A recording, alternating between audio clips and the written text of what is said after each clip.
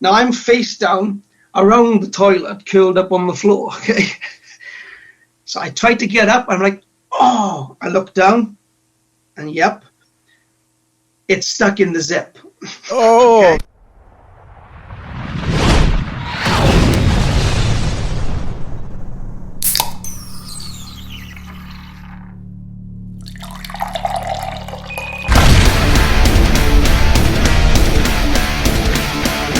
What's up, Jay? Hey, everybody. I'm sitting here with my very good friend. This is going to be a great episode because it's actually a catch-up episode with someone I haven't talked to in fucking many, many years.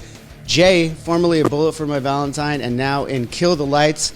How the hell are you, man? What's happening? I'm good. It has. It's been, what, like 10 years, Johnny? Something like that? At least that, man. You're still rocking the mohawk, though. I love it. Yeah, it's kind of a mohawk. It's like come out again recently. I thought, yeah, let's get back to basics, I guess. Well, that's awesome, man. So I mean, like you said, it's been like 10 years, so I figured we'd get into some of the good old times and what's been going on since. I know, as I mentioned at the top here, you're now in Kill the Lights with our boy Moose and James. I've not met the other two guys. Who's rounding out the roster right now in Kill the Lights? So there's James singing, there's Travis on guitars and Jordan on guitars. So me and Moose. Yeah. So how's that been for you guys? I mean, how's that been for you? Awesome. It's been awesome, you know, like since everything happened before, I took some time out, I did. And then like I was there one day minding my own business and I had a text off Moose, do you want to join my band? I nearly like crashed the car because I was driving along. I was like, whoa, that was just unexpected. So I was like, yeah, blew the dust off my guitars because I hadn't played for years. I thought, yeah, do you know what? Let's get stuck into it. And it's been good since. Yeah. We got... So you literally took all that time. Are you talking about the time from departing in Bullet till just getting this text message? You hadn't been playing the whole time? Yeah, that's right. I mean, I've been dabbling here and there, but like, I think after everything that happened back then, can't really get into it really, you know, all the logistics of what happened, like for like certain reasons in it. But I kind of put everything down and like had a break from it all. Yeah, and like started a family and just kind of like went a different way for a bit. I think I needed to, just to like, I know, cleanse maybe or something. And then I started getting that itch again over the last few years. Last couple of years really, starting to write again and pick the guitar back up, started listening to a bit of music again. And then I was over, like Moose texted me, I popped over his house a couple of times, said hello. And he listened to some of the stuff that I was kind of like working on my own. And then, yeah, he said, an opportunity's come up. Do you want to join? And it's been brilliant. Like we done a small tour in November of the UK with, who was it? Bleeding From Within, I think it was. And yeah, and that was awesome. It was just like old times, you know. It was really good. And yeah, but you know, the main difference is now is I'm sober. Like I haven't drunk a drop of alcohol for like, I think it's coming up 8 years. 8 years. Wow, man. Congrats. I was going to ask about that. Was that some kind of direct correlation with your departure from Bullet all that time ago? Kind of. I think after everything that happened, I kind of started drinking quite hard after everything. And that kind of, yeah, it got a little bit out of control. So I just needed to like stop it completely. And when I stopped, I stayed stopped and I just didn't want to go back. And I felt great from it. And I feel great now, you know. Yeah. Well, you look great. Like I said, we haven't seen each other in 10 years. You look awesome, man. You look healthy. It's good to see you like this. I guess my follow-up question to that, though, is was this something that you had contemplated giving up for a long time before, or was it literally like it had gotten to a point and like one day you're like, I'm done with this, that's it? Or is it something that you struggled with in the past a little bit before?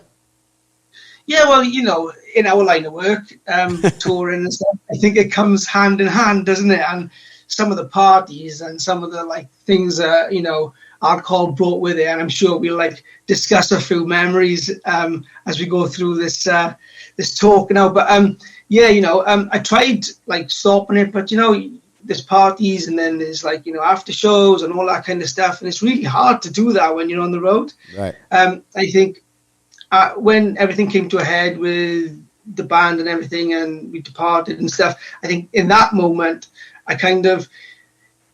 it's all I kind of knew at that moment. So I just started drinking harder, if you like. And then, it did come to a head. Then it was one day, oh my God, I'm going to have to stop this. I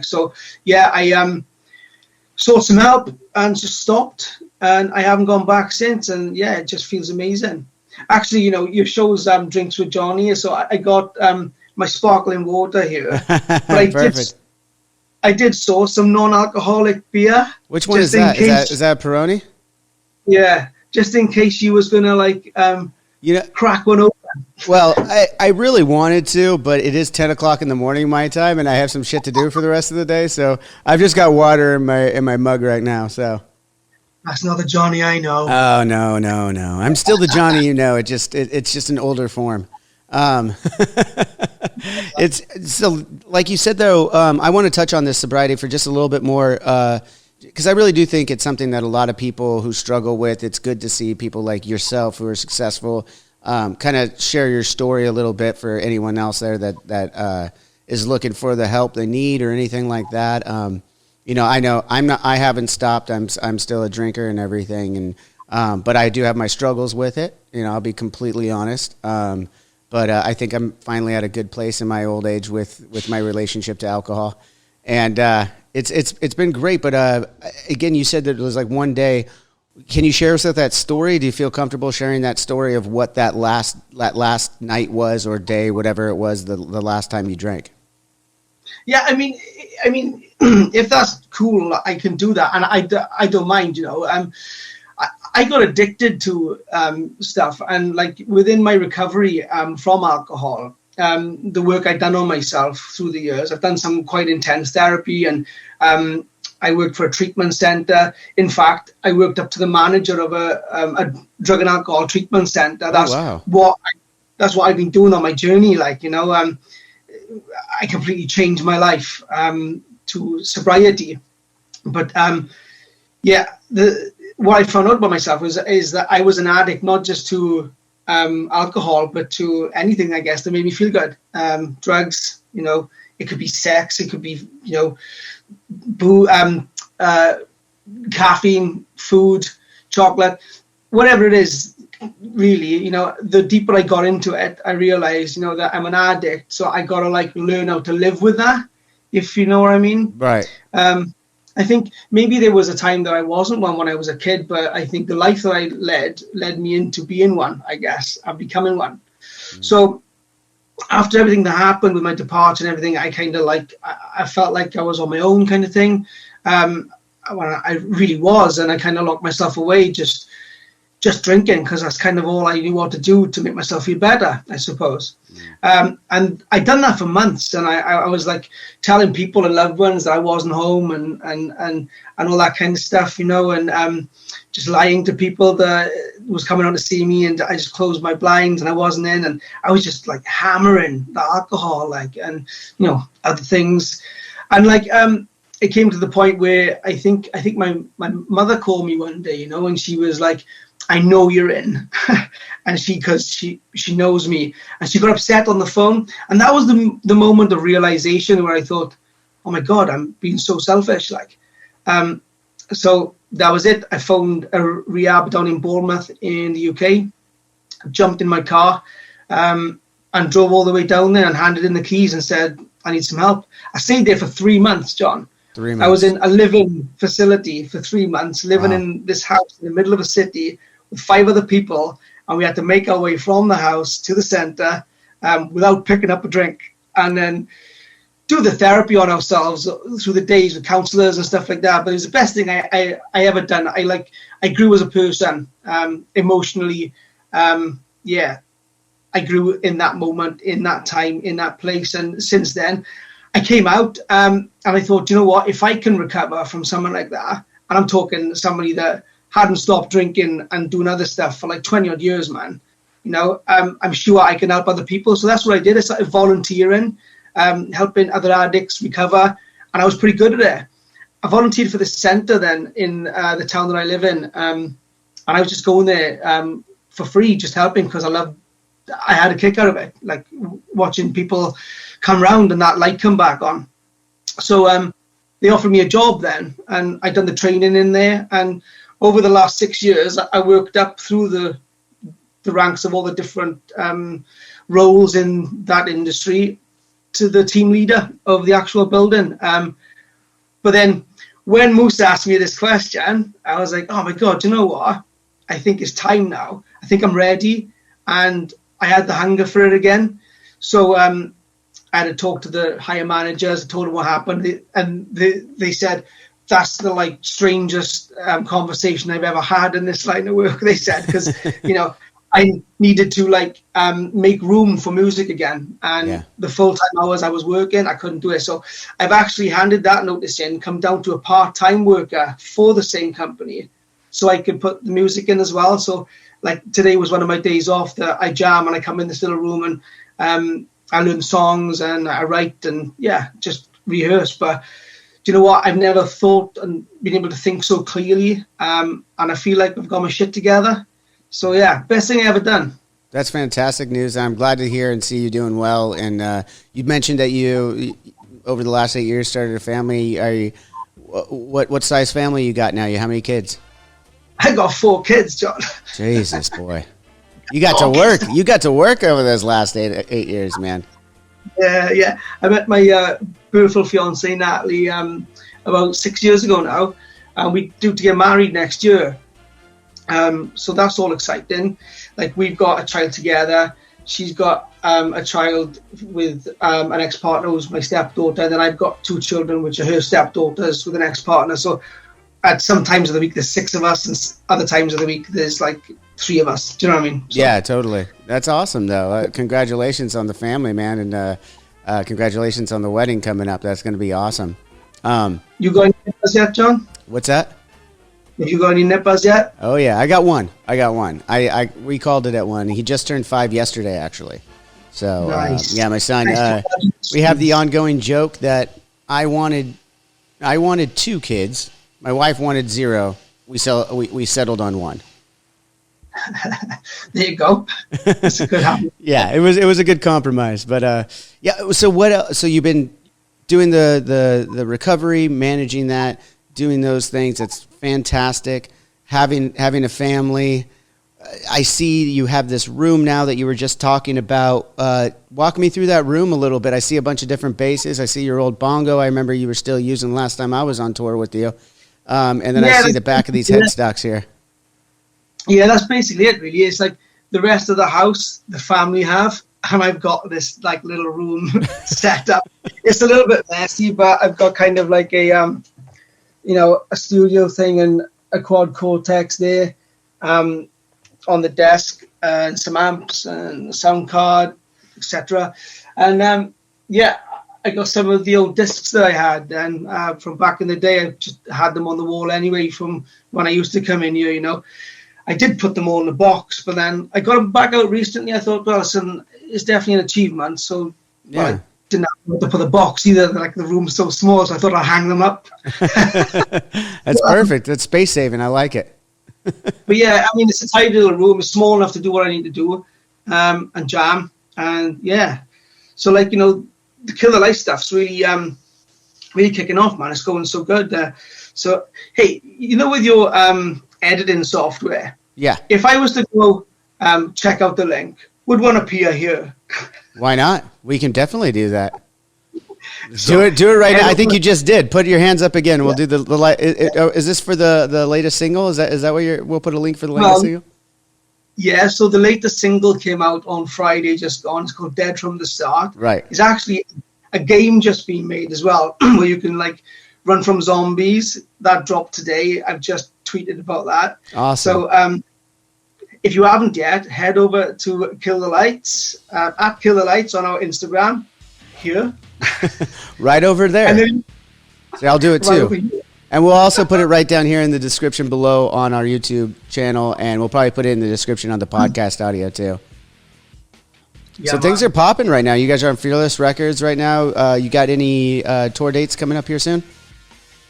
No, not at the moment. We've got we're going to be writing the record the new record in April. So there's a lot of preparation going for that. We got a ton of demos, which I'm still getting my head around. You know, when they asked me to join, I had to learn all the Sinner ready for the tour last November. So it was like I had 3 months, I think, to learn the entire album, to like gig 10 songs after 10 years off.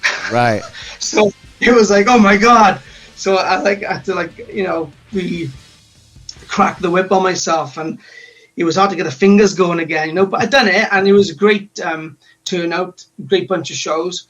So yeah, we've released Chasing Shadows before Dead From The Start, which I appeared on. I screamed on that one, and I screamed on Dead From The Start. And now we're gearing up then to like start some pre-production ready for April to hopefully start recording the new album. How are you liking the demos so far that you're wrapping your head around? Is everything? Are we looking for more of the same from Kill the Lights? Is it the fast-paced awesome metal that we had last album? Yeah, it's awesome, man. Like the new demos have blown me away again. I thought the Sinner was amazing. You know, the riffage in that album just blew me away as well. And I kind of gutted for the guys, really, because when they dropped the Sinner, like all the COVID thing happened, and like they were unable to tour it. And I don't think the Sinner got the justification that it deserves. So like if anybody hasn't checked out the band yet, you need to check them out. Absolutely. Big time. Yeah, I mean, well, I had Moose and James over at the house. It was a couple years ago now, I guess, and they were on, and we just recorded the audio. We didn't have video at the time, so they just came over and hung out. And James actually left his jacket. I never got it back to him. Let him know I'm sorry. His jacket's lost. James. But he's got so many clothes, I don't think he'll mind. When he came on tour, I think his suitcase had the most clothes in it. I've never seen so many clothes. Oh, man. So did you know James? I know obviously everyone knows you knew Moose for a very long time. Did you know James much before you got the call from Moose? Yeah. He toured with us in his band back in the day. I think it was Throw the Fight. Right. And like, he grills me about this all the time, but I couldn't remember him. But like the messes that I were in back then, like from the alcohol, I think I was drunk for like 10 years straight, like constantly. And he's like, I can't believe you don't remember me, man. Oh, and that's I'm like, rad. Yeah, and his brother came on tour with us in November, and I remembered his brother. And he's like, so you remember my fucking brother, but you don't remember me? That's even better. I love that. Well, that's funny that you mentioned that, because like, we're going back to the tours. Let's go back to it. Let's go back to the times that Avenged and Bullet were out on the road together. Do you remember I impersonated you? Yes, I was going to. Yes, it was in. It was on one of those Shed tours. I think it was like the Mayhem Festival tour that we did together.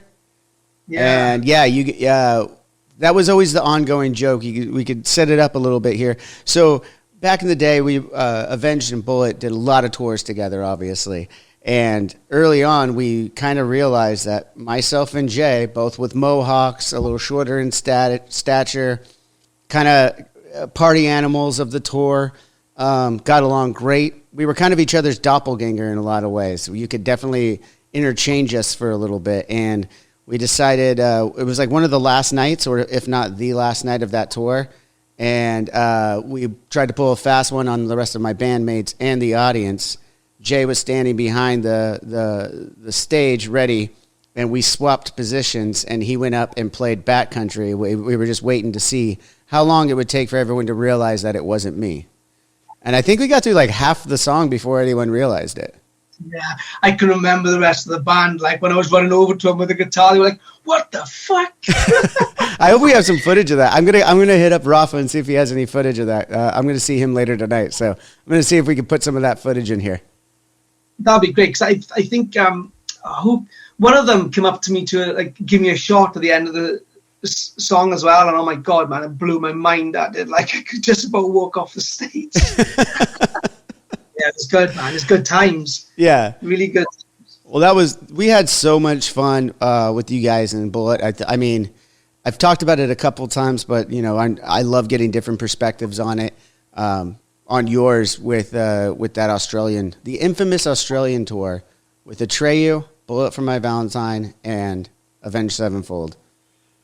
Wait, I mean, Yes. you already said you don't remember a lot of things about that time. What do you remember? As I remember, for me, every day was a new party and a new challenge to see who can out party the other band. Yeah, absolutely. Like, it was absolutely debauchery. Most jogged my memory of a few things I completely forgot about. Like, and I was like, oh my God, I remember that stuff.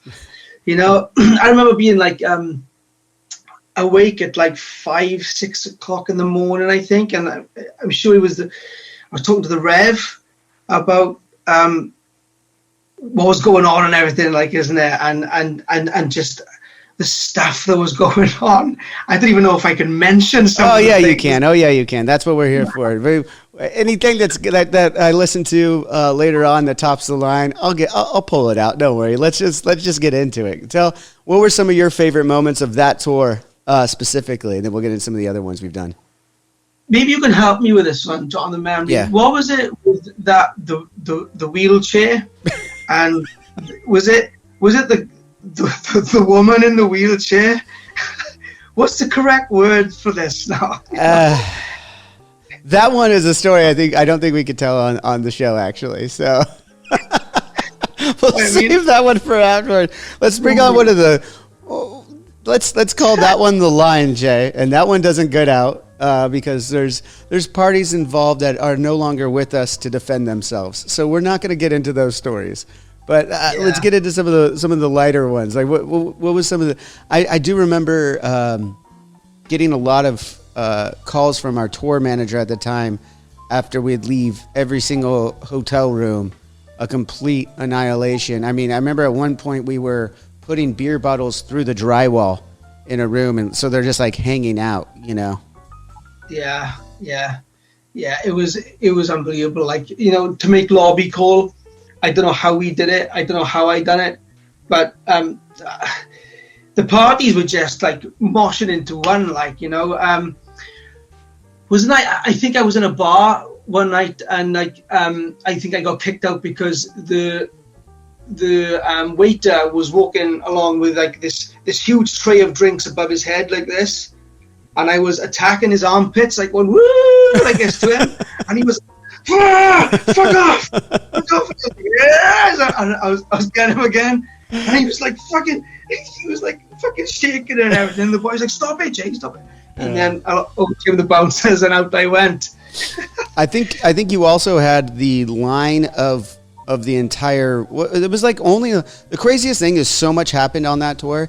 And it was like 5 shows in like 10 days. That's all it was. Like, it wasn't like this super long. That was actually one of our shortest tours we did with you guys. And it's good that it was, because I think we all would have left this earth a lot sooner if that tour lasted any longer. Because I know every morning, like, we were going on different flights and hitting the bars before we got to the airport every day. I mean, day drinking and then going and playing shows all night. Like, that was, and then partying at night and starting it all over again.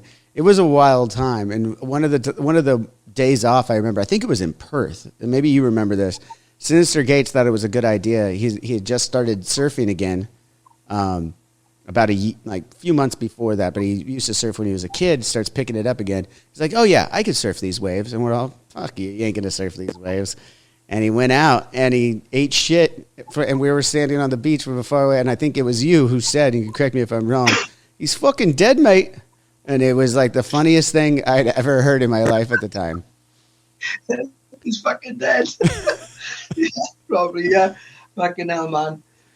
Mad times, like. We did so many other tours together, too, like those festivals, the Mayhem stuff, Yeah. Didn't we do one? We took out a tattooist one time, didn't we? Which one, I'm sorry? We took out a tattooist. Do you remember that guy that came on tour with us? Yeah. Oh, shit. Do you still have your tattoo? Yeah, do you still have yours? Dude, yeah, of course I do. Let's pull him up. I'm gonna get him out. Wait, my camera's like set up for something else. It's all right. I'll show mine. We can tell him the story of the tattoo. Show him yours. Yeah, there it is. I'll get a shot of mine. Later and we'll put it in. Explain that tattoo for the people. So we were touring together.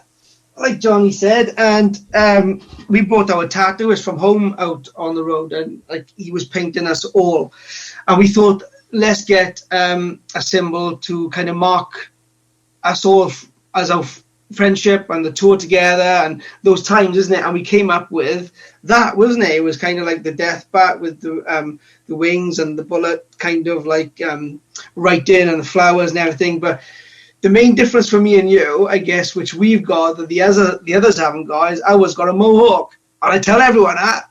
Yep, I've got a mohawk on mine too. I'm going to send you a picture of mine. I still don't have much else on my legs. It's like the only other tattoo I have on my leg is a Ghostbusters tattoo. So it's this and the Ghostbusters on that leg. So bad. But yeah, I'm pretty proud of that. Like, and I used to think to myself, I wonder if Johnny thinks of me every time he takes a shit. Well, not every time, but a lot of times. A lot of times, yeah, because it's just right there. It's just right. You look down, and you go like, I remember those times. I can remember saying to you, "Shall we get a tattoo?" And you come on the bus, and he was like, "Yeah, let's do it." I said, "We'll get the same one with the mohawk," and he was like, "Yep." I said, "Where should we have it?" And you said, "Which way does your dick hang?" I said, "To the left." You said, "Left leg it is." That sounds about right. That sounds about right. Why it's on the left leg. Yeah, that's exactly right. Oh, man. So you was on the left leg. Mine is on the left as well, yeah. Yeah. So. For the same reason. Brilliant. So do you, back to your playing and stuff, I mean, I've always been a fan of the way you play bass and do the screaming and everything you guys did with Bullet, and I can't wait to see what your addition to Kill the Lights is really going to look like. Have you talked to any of the guys at Ernie Ball again, Music Man, anything yet? Are they going to re-endorse you with this band? I dropped them a line, said about it all, sent them over all the details, but they said at the moment it's because of COVID. Because of COVID and everything was going on.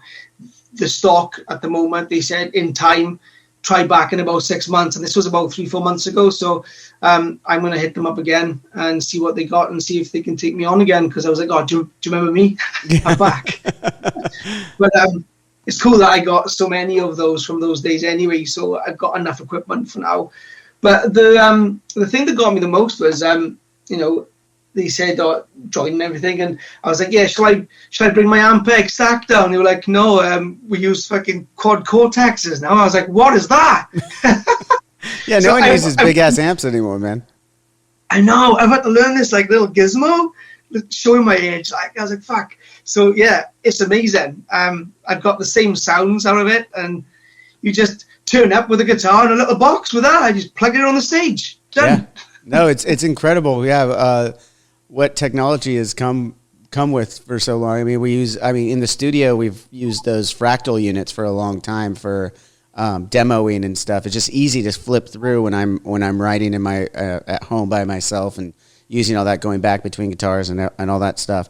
And then I think I think Sin might have started using those in conjunction with his amp heads the last tour we were on. But I mean, you were out of the game for a little longer than me, but I mean, I've been playing at home and writing and stuff, but I haven't played in front of a single person in almost 4 years.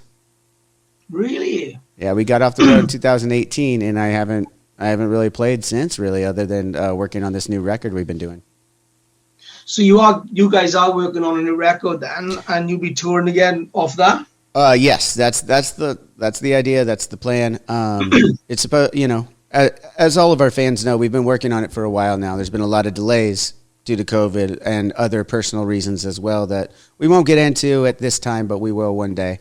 But yeah, there's been some stuff that we're waiting on, and we're actually getting to work again today on some stuff. So, we'll be looking forward to getting this out to everyone and seeing everyone's beautiful faces, as they say. Well, that sounds good, man. It'd be great to fucking hear some new stuff from you guys. Speaking of which, of the touring, maybe we should create some new memories, Johnny. Oh, boy. I don't know. You want to be tempted with that, Jay? You want to be tempted with your sobriety out on the road with me? Oh, I'll be fine. I'll be absolutely... I knew it. I just thought I'd throw it out there. Oh yeah, yeah, it's out there now. It's out there now, Jay. Then, you know, I'd love that. I'm pulling in. Get the killer lights on with them. Yeah. I love it, man. I love it. Yeah, some of my favorite times have obviously been the ones that we can't talk about too much here because, again, other people involved. It's not necessarily you and me. It's other people involved that we don't want to, like, throw under the bus and stuff of some of those stories because we could just talk about it in general. I mean, do you realize that touring bands now could never get away with the shit that we used to get away with? Like, they would be so fucking canceled.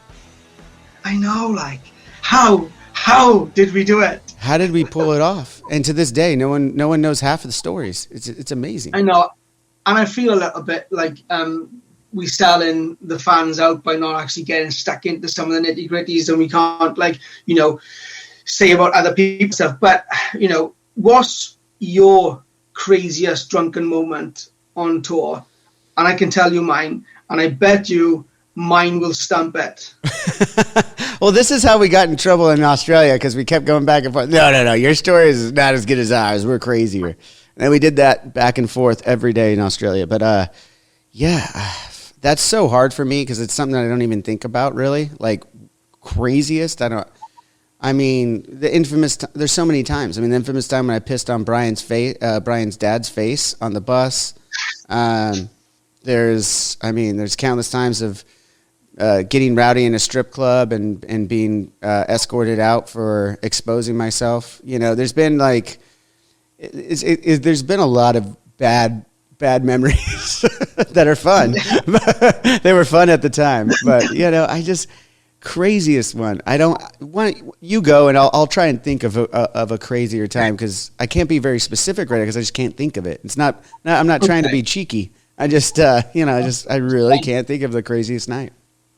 It's fine. Well, I don't mind saying about this one because I think it's quite legendary, to be honest. But you know, Moose, for all of my life, even before the band days, I grew up with him anyway, and I used to drink with him in parties in our hometown. He has always shaved my fucking eyebrows off. Okay. I was passing out way before the band. Right. Okay. Just that was just a part of you before the band, and it came along with it. My partner now, Natalie, she makes me let her tidy them up because they are so bushy because of Moose, right? Oh. Because they've grown back so many times. I think he's done my eyebrows probably about 14 to 15 times in my life. Wow. Moose. And I've never been able to get him back. Anyway. So I'm on the tour bus, right? And we've had usual night, had a drink. Everyone's quite leery. Now I come round, right, in the tour bus toilet, okay? But I can't stand up because it's painful to stand up. Now I'm face down around the toilet, curled up on the floor, okay? So I tried to get up. I'm like, oh, I look down and yep, it's stuck in the zip. Oh, okay. That's why I was like, why is it painful to stand up? Okay. Yeah. So what I had done, I think it must have gone over a bump when I was doing it up, and like it went up and you could see skin the other side of the zipper. Oh, you pulled something about Mary on it. All right. Yeah, that happened. Okay? So I couldn't get up now, right? And I'm pretty, like, I'm in a bit of a mess because I'm hungover and I don't know what happened because I passed out, hence why I've stopped, right? So I try and walk out, I look down and I'm falling, my shoelaces are tied together, okay? So I walk out to the bathroom door, I walk into the main hall on the tour bus, I sit down on the seat and I'm just looking down at my shoes, looking in my lap, and I'm just rocking back and forth thinking, what the fuck is going on? I don't know what's going on. Right, so Moose comes down now, morning. He comes in, he's like, are you all right, Jay? And I'm just shaking my head, saying, leave me alone, right? He's like, what's the matter, Bat? Are you okay? I was like, don't tell anyone, Moose. Well, he goes, what? I won't tell anyone. What? What's the matter? So I stood up and showed him. He was like, wah! He starts fucking running down the hallway, hitting everybody's bunks, going, everybody, come and have a look at this! Oh my God! Right? So I'm like, you fucking dick, right? I can't get the knots in my shoelaces undone, right? So he hands me the shaver that he used to do my eyebrows to cut my shoelaces. Nah. Now, I didn't know my eyebrows were off. I thought, this is weird. He's just handed me the shaver, like, because he colored my eyebrows in, okay? So I get with a Sharpie, or what did he color them in with, real quick? With a Sharpie, okay. Right? So I'm like hunched over like this, walking back to the bathroom to clean myself up because I've told the tour manager, we got to go to a hospital. You don't understand. We've got to go to a hospital. This is the favorite part of me. I need help here. Help. Everyone's pissing themselves, barely laughing. Yeah. I'm in the bathroom, got to wash myself because I had dicks all down my face, all over my head, all down my neck. I had a real sweet one coming to my mouth. A real sweet one? Right? Was it veiny? Were any of them veiny? Oh, veins and everything. They went to town on me, okay? It was just like, it was awful. I started washing the dicks off my face like this and the thing, and I washed my eyebrows off. Oh, so good. So after everything that's happened to me, I then realized I'm losing my eyebrows too. So I walked back out with baldness here. Yeah. Hunched over going, Moose! You fucking shaved my eyebrows off! So they pulled him to the hospital. I like hobbled down the stairs like this, walk in. They pull the curtain behind. The crew is standing outside. My bass tech, Calvin, remember him? Yeah. He's like trying his hardest not to fucking piss himself still.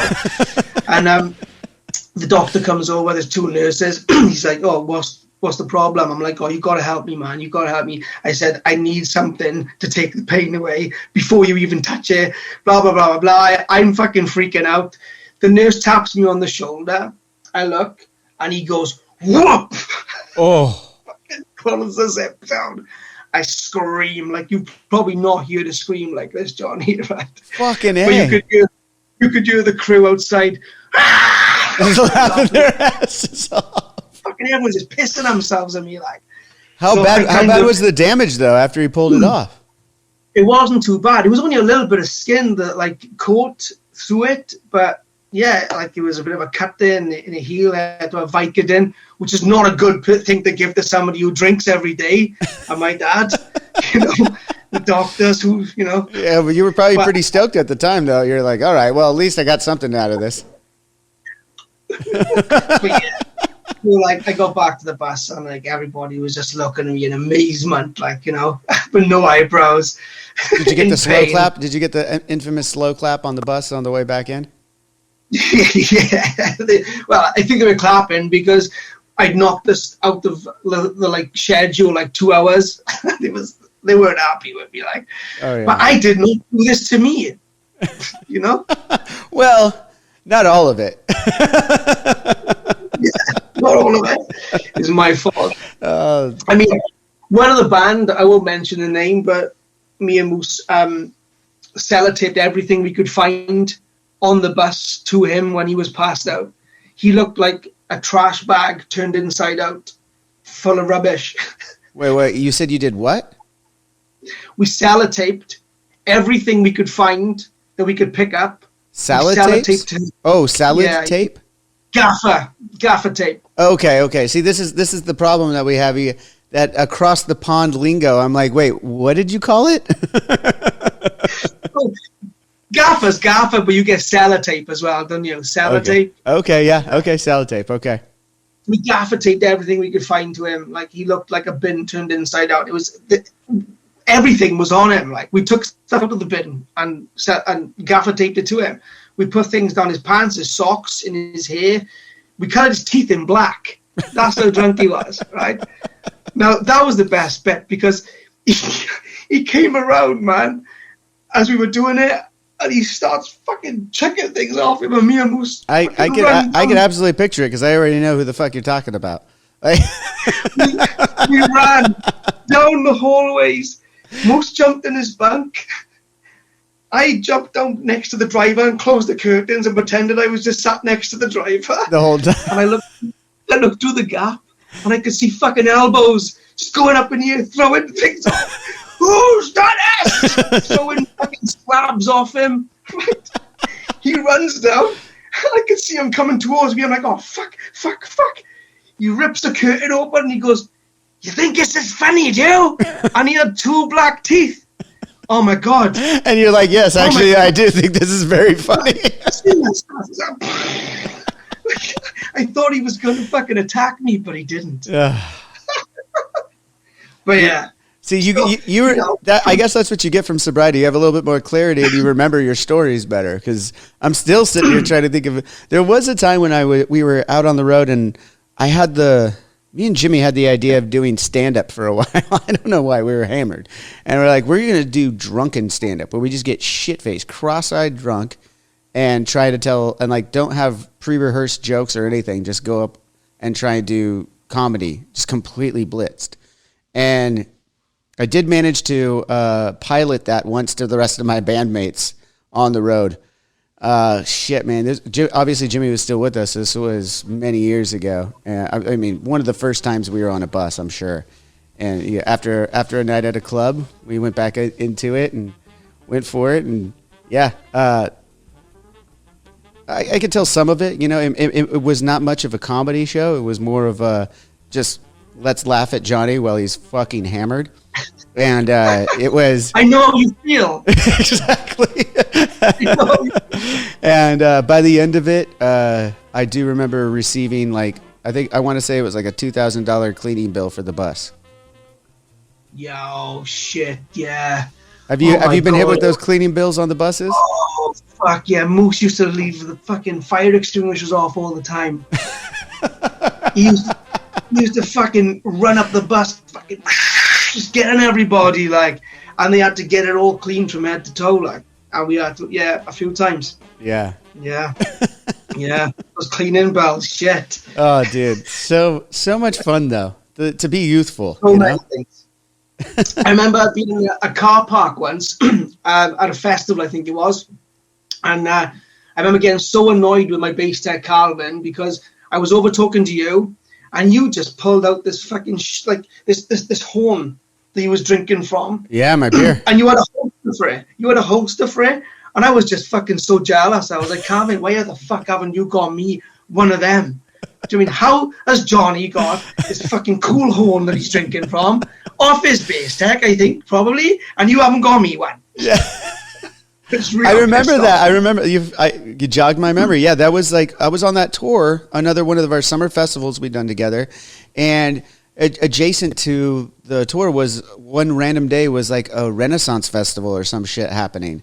So a few of our crew guys went over there and came back with some of it, and yeah, it was just a hollowed out horn with a leather sash that I could wear around my belt, and I fill it up with beer or most of the time red wine, what have you, and I just walk around just with that and ready to go after the shows. I think I had some hallucinogens that evening, and I came over to you telling you about it and how I felt, and then I seen this horn and I was like, holy shit, that's the best thing I've ever seen in my life. It was pretty glorious. I was pretty proud of that one. Yeah, I used that entire time. I wonder if I still have it somewhere. I have to go like into our warehouse and see if we still have any of those. So if I do, I got to get a picture. I'll send it to you. You could drink your Peroni non-alcoholic out of it now. Yeah, yes. I definitely want one. I want yours. If I still have it, man. If I still have it, it's all you. Well, I can pick it up off you when we do one of those tours coming up. Yeah, absolutely. Yeah. Speaking of the touring and the good old days and everything, let's get into, if you don't mind, a little bit. I know you can't get into every little detail, but I mean, we're talking about the debauchery of drinking and stuff. Do you think that was a part of your departure with Bullet? Moose, when he was on the show, told some stories about his departure. And then you were pretty short. Moose was gone first, right? And then you were shortly after, if I'm not mistaken. Or was it? No, it was me first. It was you first. Okay. Can you talk a little bit about that? You don't have to go. I know there's still things you can't discuss for legal and other reasons, but if you could tell part of your side of the story of your departure from Bullet, we'd really appreciate it. Yeah, it is tough. It is tough to talk about, to be honest. I'm sure. Yeah. Yeah, about all the little bits that happen. all I can say is, everybody was partying. Yeah. Everybody was having a drink, and everybody liked to have a drink. My real problem started with alcohol. I mean, okay, I was a pretty big drinker, and I'll hold my hand up to some of the troubles that I caused the band or caused myself, absolutely. But, a lot of what I was doing, other people were doing, I think my real troubles came with alcohol and everything else was afterwards, when the realization set in of everything, I couldn't quite cope with. I mean, all I can speak from is my side of everything, Absolutely. And, how I might have affected and what maybe I caused or whatever, but yeah, I'll hold my hand up to, there was times where, I was a handful. There was times where other people were a handful. I mean, rock and roll band, it's like stuff happens, but like I said earlier on, I wasn't doing what other people wasn't doing, if you know what I mean. Yeah. I think my bigger problems with alcohol and other things came, I think, after my departure. And I think that was from kind of the loss that I felt, because they were family, and that hurt me. So I kind of wanted to hide from reality. And then, I was a pretty big drinker anyway, during the band days, but that increased double. I mean, you're filling a void. You're filling a void. You have probably. I mean, I don't want to speak for you, but I would imagine a real hit on the old self-esteem. A lot of figuring out who you are, as you said, just a loss of a big part of your life and a brotherhood that you had created with. I mean, how many you were with the band for how many years? I think since like 2001, because we were jamming before we actually got signed. So yeah, quite a long time, So yeah, it was real pull on the old heartstrings. I've known Moose the longest in my life out of anybody. I've known Moose since I was 3 years old. I can remember meeting him in like the smallest school, the one you first start. Like, so I've been friends with him since then, and then the other guys I met in my teens and stuff. So I've known them all my life, So I think when all that happened, I usually explain to people, like, say on a Thursday, it kind of happened and I found out, and it was a shock, and I didn't want Monday to come then. The metaphor is I didn't want Monday to come because it was too much to deal with. So I thought I'll just get fucked up for now and I'll deal with all of that on Monday. Right. But Monday didn't come for 4 months. Yeah. Okay. Yeah. I see what you're saying. Yeah. It wasn't that so Monday. Yeah. This is kind of how I explain it, and I just kept on hiding behind the alcohol in my house, which is what happened to me, because I didn't know what to do. All I'd done for the last 10, 12 years was play guitar on stage, tour, management, all that kind of stuff. And then suddenly I felt like there was nothing. I didn't know what to do. Yeah. So the answer to me was in my friend alcohol. So that's what I did. And that got out of control then on my own, which led me to getting some help, going to the rehab and becoming sober and to where I am now. And it's amazing, that I'm healthy. All these years later now, there's this chance again, with Moose and Kill the Lights, and I'm back up there. And you said about the playing and the bass and the screaming. It's like I'm doing the same job as I was doing now, and I feel great about it as well. Like on stage was amazing. I felt great, and the touring was easy because I wasn't hungover. Do you know what I mean? No, I don't know what you mean yet. I like how I put a yet in there too, like as if it's gonna happen for me. No, I don't know what that's like. No, I mean I've done plenty of tours where I have had abstinence from alcohol on the entire leg of the tour or something like that, or part of it, so I can imagine. But if you're doing it straight for several shows in a row, I mean, and feeling good, and I mean, you're getting out in front of people for the first time in these shows in past November here, and you already spoke on it. Can you talk me through leading up to the first show? Let's talk about the first show you're back with Kill the Lights. Like, what's the butterflies like? What's the excitement? Is it kind of like, oh man, I don't know if I remember how to do this, or was it like? Can you walk me through that first time stepping back out on the stage?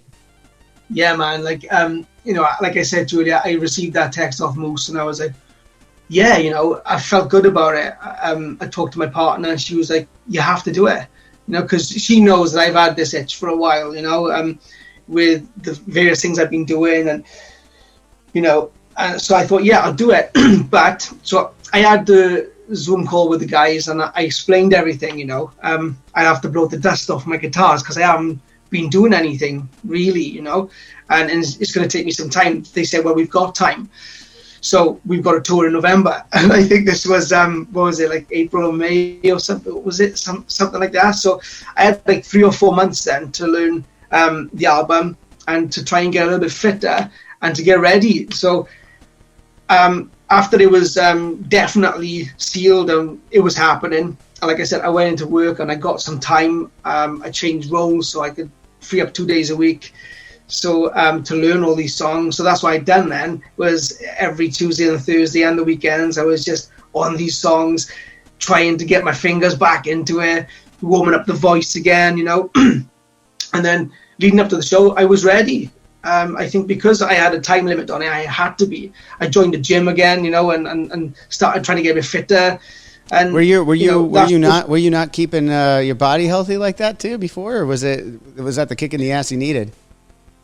Kick in the ass I needed, not as much, because I was just office job. Right, just not a lot of time for it. Office job, family, you don't have a lot of time. You're still probably working out, but just not as regularly as. Kids, John. Yeah, no, I don't envy that. I had to make room. Yeah, it's pretty chock-a-block. Like our shed, it's quite busy with the kids so young. I got a 4-year-old, a 9-year-old, 11-year-old, and a 15-year-old. So it keeps us on our toes, So I needed to make room somewhere else, and that was with the job. So that's fine. They were cool with it, and they supported me.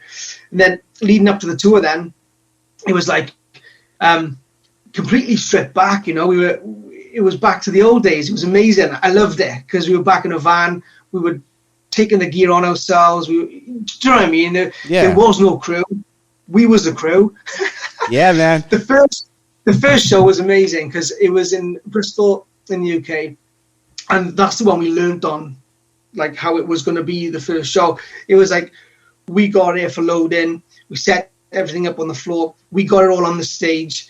Went through the mic check and all that kind of stuff and the sound check, and then done the show. Great show. But afterwards it was like, thank you, walk off. It was like turn straight back around, walk back on, and start and doing everything. You know what I mean? Packing it all down. Yeah. But before going on, it was quite nervous because I think my last show was 2014.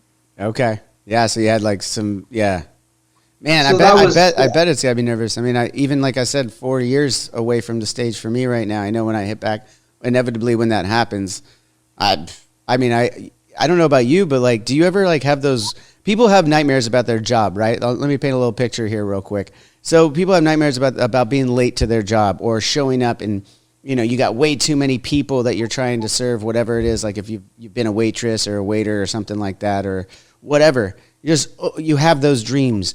I think for me at least, and maybe you can speak to this too, some of those dreams we still have too as musicians or rock stars, whatever you want to call them, of getting on stage and not knowing the set. Getting on stage and late and everyone's mad at you and you're like, oh fuck, I just showed up. What songs are we playing? I don't even know what fucking songs. I don't even know what song this is. And I've had those dreams before. Have you had anything like that? It's fucking mad you said. I've had exactly those dreams. You can ask my missus, Natalie. Leading up to the shows, I had about 6 of them. I was like, oh my God, I had a nightmare last night that I was on stage. I didn't know any of the set. And they were counting us in. And I was like, holy shit. And I was asking, like, my bass tech, do you mind? Will you play this? Because I fucking don't know it. That's the safety line. Come on, bass tech, you got it. Do you know the song? I don't know it. Yeah, I had them leading up to the shows. And I think it's that mechanism in your brain that kicks in, does it, to make sure you fucking know them. Right, yeah. It's like, hey, you got to get back in got to put some more time in this week, you know? Yeah. But yeah, I'm so glad you said about that, because I've never mentioned those dreams to anybody except my partner. But like, it's true. Like, other people have them. Yeah, everybody has them about their job. It's not uncommon to have them about their job. And I think it's interesting and funny that our versions ended up being the same, but like, it's the same idea, like not being able to, it's the same thing, just not being able to perform your job that you actually know how to fucking perform. And like, something happens in your mind when you're sleeping. It's like, shit, I don't know how to do this anymore. It's like, that's It's like those dreams, isn't it? When you're trying to punch somebody and you can't, and it's just really slow. Right. Yeah. Yeah. And then you get your ass kicked and you're like, what the fuck? It's my dream. Why am I getting my ass kicked in my own dream? But, but speaking on a little bit more of the Bullet stuff, not necessarily the departure. You already kind of touched upon that, and I won't harp on it too much. But more of the good times. Let's get to some of the great times. I mean, at the same time that your band and our band, before we even toured together, we knew of each other, right? Because we were on the same covers of all these magazines. You know, we got Kerrang and Metal Hammer out in the UK, and then all the stuff that's been happening on MTV at the time when they were still playing music. Your guys' song was up there. We were on the same blocks of music, like pretty much just going like through. And it seemed like both bands were on the come up at the exact same time. We did the Metallica tours in Europe together for a little while. What are some of the things though, like looking back now that you're not with the band anymore and you've moved on in your life? What are some of the things that you like to look back on and kind of retrospectively put in place and go like, wow, I was really a part of this? You know what I mean? Like, is there any moments in your career with Bullet that really stand out for you? I mean, much the stuff that you just mentioned, you know, I'm glad you jogged my memory about that stuff, because it was cool, wasn't it? Like, we were seeing a lot of you guys and you were seeing a lot of us on the covers and everything, which, I mean, I do think back sometimes and I think, wow, like, did that really happen? Was we doing all of that stuff? Because there were some really big shows. I think the biggest show, or the biggest crowd that I stood in front of, I think it was 115,000 in Germany somewhere. Wow. And like, was that one of the Rock 'em Ring? Was that like a Rock 'em Ring, Rock 'em Park, or was it with Metallica? What do you remember? Which? It was another one, and I can't remember what the festival was called now, to be honest with you. But it was a festival setting, yeah. Yeah, it was a festival set, and I have to check almost which one it was. But the people were like blankets of those things they were all just jumping. It was just like a blanket of people, and like, I think on the song "Screaming Fire" we'd have the 1, 2, 3, 4 in the breakdown, and like as it drops, everybody just started bouncing. I was like, holy shit, you know what I mean? Such a good feeling to feel that, you know. But yeah, it's just those times, you know, and the videos as well, you know. I just having the film crews there and like the actors and stuff like that, and the videos you would do, like, I thought that was pretty cool as well, and the props and fire engines spraying rain over us, and like, you know, shutting off a part of the highway in Hollywood or wherever just to film, you know. And I think back on that, I think that's amazing. Like, two of my oldest kids, they won't remember it, and I've lost the photo, but when they were like, one of them was 1 and the other one was like 4, they were on download with me, and I was holding them in my arms and they were giving the horns with all the crowd in the background, and I haven't got to show them. I'm gutted, but you know, now they're older and they know what's going on. They like ask me about stuff, and I'm like, you've been on that stage? And they're like, no way. Do you know what I mean? So that's got to be really cool. Yeah. So just all of it really. It was huge. I think the growth happened really quickly as well. You know, after we dropped the first few singles and everything, we were on the back of Kerrang then, and then, you know, before I knew it, there was this huge tour bus picking us up, and it was like, whoa, it's really happening, like, you know. And that was it. We were just off on tour. I was catching planes more than I was, getting in a cab. You know? Right. No, it's pretty remarkable. Like over the last while, having a kid, being home for this long, it's definitely been interesting to like every once in a while those memories come back up and you're like kind of relive them for a second. You're like, wow, you know, we still got a lot left in us. Don't get me wrong, but it's like we've already accomplished a lot. Like I'm just talking about you and myself here. Like when you really look at what we accomplished over the last, you know, decade or so, 2 decades, it's like, wow.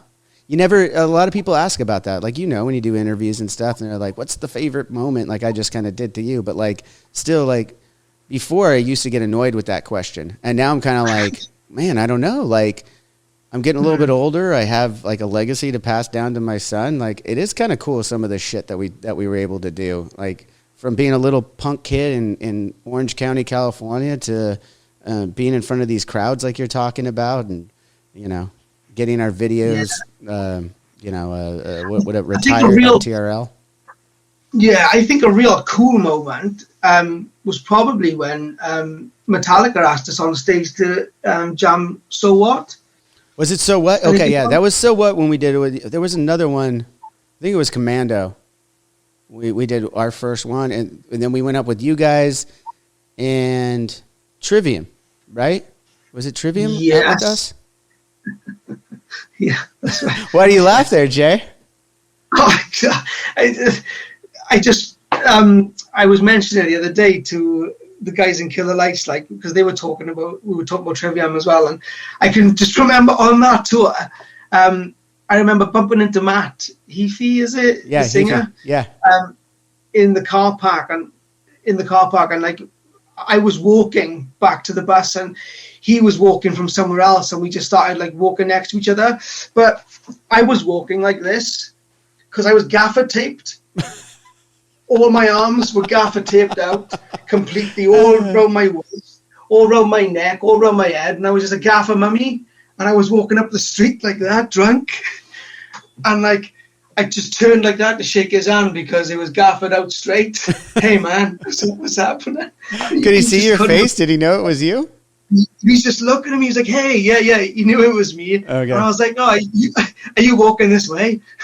I was just walking next to him down the fucking street.